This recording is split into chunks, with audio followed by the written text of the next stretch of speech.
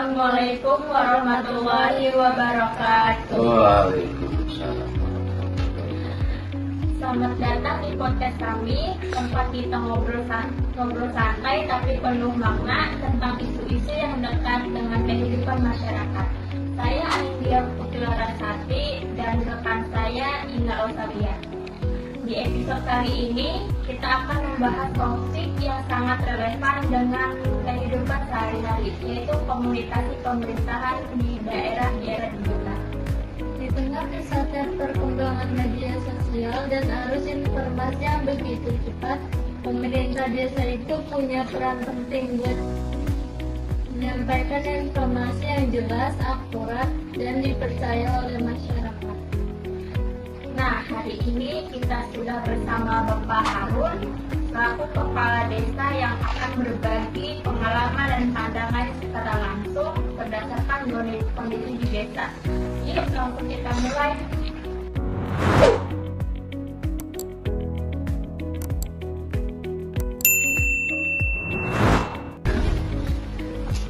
Gimana sih cara Bapak sebagai kepala desa itu buat nyampein informasi ke masyarakat di era digital saat ini?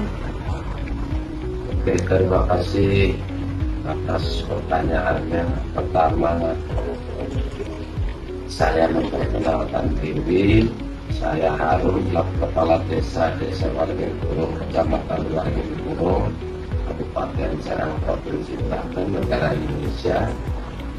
Saya selaku Kepala Desa Waringin-Burung dalam menyampaikan informasi di zaman sudah digital ini, di saat ada undangan atau mengundang para RT, RW, kader atau PKK, BPD, semua lembaga desa, itu saya sampaikan sangat detail sekali. Ada apa, informasi apa harus kita segera disampaikan ke masyarakat. Nah, RT RW itu kan badan desa yang berhubungan langsung dengan masyarakat atau warga. Jadi apa yang disampaikan kepala desa di kantor desa itu menjembatani ke RW, RW ke RT, RT menyampaikan langsung ke warga. Begitu. Ada lagi Pak, apa tantangan terbesar dalam menghadapi hoax atau informasi yang tidak benar di lingkungan desa? Kalau untuk menghadapi informasi yang tidak jelas atau hoax, itu kita jangan diambil, jangan emosi, jangan ditanggapi dengan kita ini santai, tapi dijelaskan ke warga sedetail mungkin. Artinya bahwa informasi atau berita yang didapat itu tidak benar, dan kita cari bukti atau faktanya kepada masyarakat. Apa iya apa enggak, buktikan kepada masyarakat, sampaikan bahwa itu informasi sangat tidak jelas. Makanya saya berpesan kepada masyarakat atau RT atau semua lembaga desa, kalau informasi itu belum A1, jangan sampai disebarkan luaskan. Kalau sudah informasi itu disebut A1, itu boleh dikatakan diinformasikan karena sudah A1.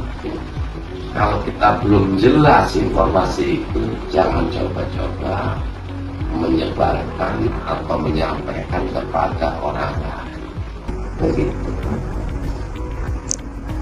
Terus gimana sih cara menjangkau warga yang mengaku menggunakan media sosial atau internet? Yang belum terjangkau. Iya, Ya mungkin kalau berbicara itu di desa Waringin-Burung sih tidak ada ya. Jadi mungkin ada sebagian desa yang tertinggal di Kabupaten Serang. Kalau di desa Waringin-Burung khususnya semua sudah terjangkau internet. Tapi kalau menurut saya pertanyaan seperti itu sangat bagus sekali. Kalau belum adanya internet atau jangkauan yang lain, alat komunikasi atau koordinasi, sejelasnya berarti kita itu harus di warga itu atau masyarakat itu harus kita data, dikumpulkan, disampaikan, karena emang tidak ada alat komunikasi dan untuk komunikasi internet maksudnya. Selanjutnya, seberapa penting transparansi informasi dalam membangun kepercayaan masyarakat desa Waringin? Ulang. Seberapa penting peran transparansi informasi dalam membangun kepercayaan masyarakat desa Waringin? Yang pertama, satu, kepercayaan masyarakat itu kan di zaman sekarang ini harus transparan, terbuka. Nah, di satu sisi yang pertama dan yang utama di situ sudah dipasang ada anggaran desa, kegunaannya apa saja, semua sudah ada di depan. Itu sudah suatu keterbukaan. Yang kedua, di samping sudah ada informasi terbuka tertera di depan kantor desa, yang kedua pelaksanaan wacana dari desa untuk masyarakat semua sudah terlaksana dan diketahui oleh RT, RW, semua lembaga desa dan masyarakat pun juga sangat mengetahui. Terus apa strategi yang dilakukan pemerintah biar desa itu komunikasinya sama warga tetap efektif terus nggak nimbulin kesalahpahaman? Oke, dengan menimbulkan kesalahpahaman itu desa sudah saya sikapi dengan adanya tadi yang sudah dijawab itu keterbukaan. Jadi insya Allah warga atau masyarakat kalau kita lihat pihak pemerintahan desa itu sudah keterbukaan, insya Allah tidak ada kesalahpahaman karena sudah terbuka, sudah mengetahui apa yang sudah dilakukan desa kepada masyarakat, masyarakat sudah mengetahui, sudah menggunakannya. Contoh kecilnya kita fisik membangun paving blok untuk jalan, masyarakat sudah menikmati dengan adanya ketahanan pangan, jalan untuk para aktivitas para petani sudah sampai itu sudah dimulai juga untuk perairan petani di saat musim kemarau. Jadi itulah insya Allah masyarakat desa Waringin Burung tidak ada kesalahpahaman karena dari pihak pemerintahan desa sudah keterbukaan. Pertanyaan tadi Pak, pesan Bapak untuk perangkat desa atau masyarakat agar lebih bijak dalam menerima dan menyebarkan informasi. Pesan Bapak untuk perangkat desa atau masyarakat Waringin Burung agar lebih bijak dalam menerima dan menyebarkan informasi.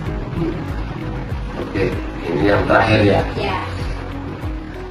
Dengan adanya perangkat desa, kita juga selaku kepala desa tidak bisa bergerak sendiri tanpa bantuan perangkat desa dan masing-masing porsinya. Situ ada tahun keuangan, perencanaan, umum, dan termasuk pembahasan elektrifikasi. Itu semua sudah ada di dalamnya masing-masing. Untuk contoh kecilnya ada pajak SPBD yang pajak yang harus setiap tahun dimulai itu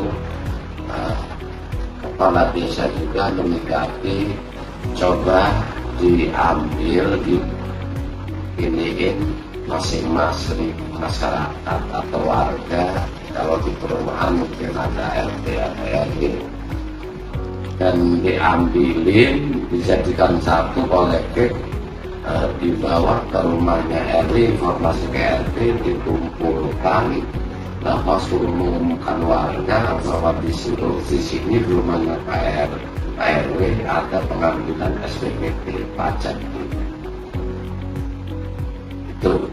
Jadi itu yang pertama. Yang kedua, kita juga atas nama kepala desa, mungkin dengan kesibukannya banyak ya, artinya ada orang meninggal, ada orang hajat, ada dan sebagainya. Kita juga tetap berbagi sama perangkat desa. Kayak contohnya kemarin saya rapat di kantor pemuda Pancasila yang sebelum Cijerih. Pas di situ saya sudah di jalan, ada warga saya meninggal dunia. Ya, saya ucapkan itu bela-sungkawa, dan saya mohon maaf untuk sementara karena sudah berjalan sudah dekat sama tempat yang mau ini, jadi saya juga komunikasi sama stafnya suruh mendapat. Tapi kalau tidak ada acara, saya nggak mau wakil-wakil.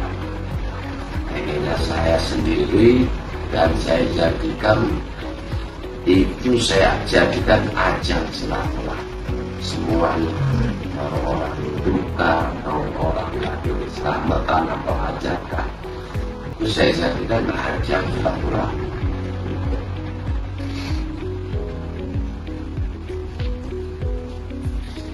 Udah sih Pak, cuman itu saja. Terima kasih buat Bapak Harun yang atas waktunya dan wawasan yang sudah dibagikan hari ini. Semoga kita bisa apa yang kita bahas hari ini bisa bermanfaat dan menambah pengetahuan buat kita semua, khususnya dalam menyikapi informasi di era digital. Terima kasih buat para penonton yang sudah menyimak sampai akhir. kurang lebihnya mohon maaf. Wassalamualaikum warahmatullahi wabarakatuh.